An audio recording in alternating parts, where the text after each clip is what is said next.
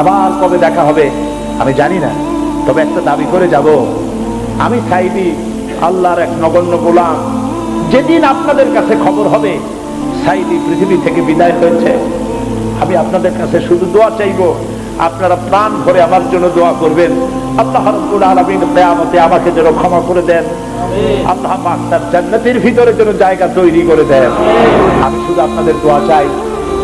আর কিয়ামতে আমি চাই যারা আমাকে ভালোবাসলেন, যারা আমাকে মহব্বত করেন, তাদের সংখ্যা আমি জানি অনেক অনেক অনেক বেশি। আমি আল্লাহকে বলবো, আল্লাহ আমাকে যারা ভালোবাসে এরা আমার মায়ের পেটের ভাই না, এক জেলার মানুষ নয়, অথচ আমাকে ভালোবাসে শুধু দিনের জন্য। মা বোনেরা ভালোবাসেন, মা বোনেরা আমাকে টেলিফোন করে বলে, সাহেব আপনি ডরাইতে না, কাঁদতে এবং টেলিফোন করে আমার কাছে আমার জন্য আমাকে দোয়া করে। আমি আপনাদের ভালোবাসা ভুলবো না। আমি আল্লাহর কাছে বলবো, রব্বুল আলামিন যারা আমাকে দিনের জন্য তোমার জন্য ভালোবাসে, কিয়ামতের দিন আমরা যেন তোমার জান্নাতে এক জায়গায় থাকতে পারি, তৌফিক দান করুন। আমি মাগরিবের নামাজের পর আপনাদেরকে নিয়ে আল্লাহর কাছে দোয়া করতে চাই।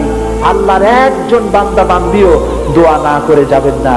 ফরজ নামাজ পড়ে 2 রাকাত সুন্নাত পড়ে তারপরে বসবেন, এরপরে আমরা সবাই দোয়া করে বিদায় হব।